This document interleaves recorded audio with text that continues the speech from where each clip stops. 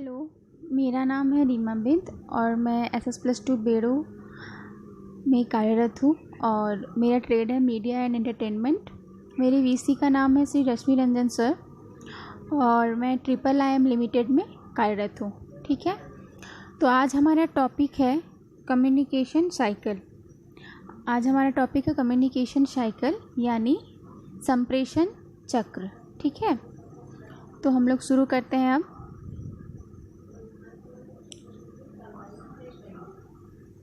संप्रेषण चक्र यानी कम्युनिकेशन साइकिल। कम्युनिकेशन में 2-3 चीज़ें बहुत ही महत्वपूर्ण होती हैं।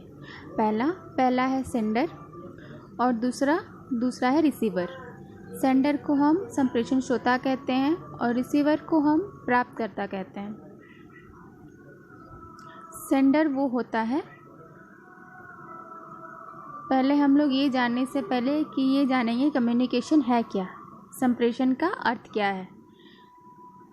तो संप्रेषण का जो अर्थ है वो ये है अपनी बातों का दूसरों तक पहुंचाना और दूसरों की बातों, उनकी भावनाओं, उनके विचारों को ग्रहण कहना संप्रेषण कहलाता है।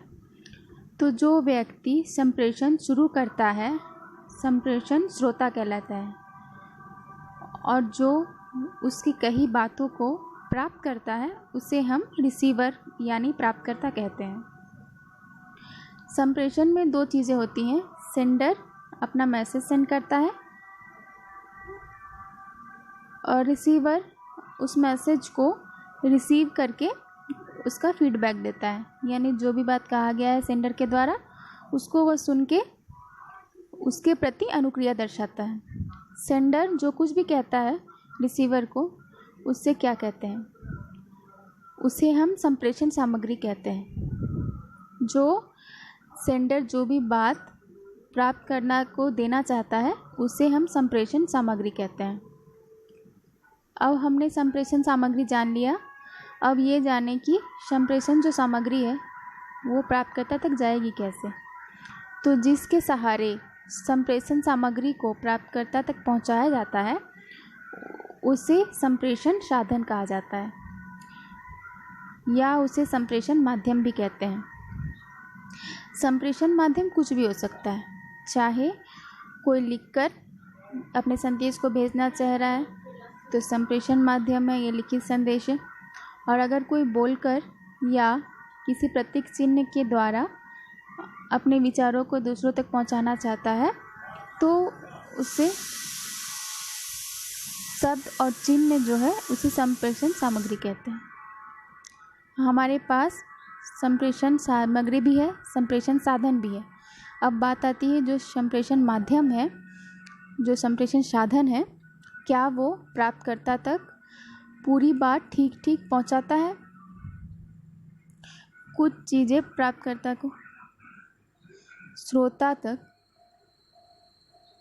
विचारों को समझने में सहायता करती है और कुछ चीज़ें ऐसी होती है तो जो चीज़ें संप्रेषण को अच्छी तरह से कारगर बनाने में सहायता करती है उसे हम कहते हैं संप्रेषण के सहायक तत्व। और जो चीज़ें संप्रेषण को ठीक प्रकार से पूरा न होने में बाधा प्रकट करती है उसे हम कहते हैं संप्रेषण के बाधक तत्व। अब आगे बढ़ते हैं। यहाँ तक तो अभी सेंडर का जो मैसेज है, जो संप्रेषण श्रोता का जो मैसेज है वो प्राप्तकर्ता तक अब तक पहुँचा नहीं है। अब प्राप्तकर्ता के पहुंचने के बाद अब क्या होता है उसके बाद देखते हैं। जब रिसीवर सेंडर के मैसेज को सुन लेता है, उस पर वो सोचता है, विचार करता है, फिर उसके बाद वो अनुक्रिया करता है। तो रिसीवर जो भी अनुक्रिया करता है जो उसे हम क्या कहते हैं, अनुक्रियात्मक सामग्री। ठीक है, अब ये सेंडर के पास पहुंचाना है तो इसका भी कोई साधन होगा तो उसे कहते हैं संप्रेषण माध्यम या संप्रेषण साधन। ठीक है, संप्रेषण माध्यम या संप्रेषण साधन। यहाँ भी प्राप्तकर्ता जो सेंडर को पहुँचाना चाहता है, यहाँ पे जो सहायक तत्व होते हैं, जो बाधक तत्व होते हैं, कुछ जो संप्रेषण अच्छे से पूरा करने में सहायता करते हैं उसे हम संप्रेषण के सहायक तत्व कहते हैं। जो संप्रेषण को पूरा ना करने में बाधा पैदा करते हैं उसे हम संप्रेषण के बाधक तत्व कहते हैं। ठीक है, इसी तरीके से संप्रेषण चलता रहता है। सेंडर अपने संप्रेषण सामग्री को लेकर संप्रेषण साधन या माध्यम के सहारे संप्रेषण के सहायक तत्व प्राप्तकर्ता तक रिसीवर तक पहुंचाता है। फिर प्राप्तकर्ता अपने अनुक्रियात्मक सामग्री को संप्रेषण माध्यम या साधन की सहायता से सेंडर तक वापस पहुंचाता है। तो इसे ही हम कहते हैं संप्रेषण चक्र यानी कम्युनिकेशन साइकिल। ठीक है, संप्रेषण चक्र यानी कम्युनिकेशन साइकिल, जो कि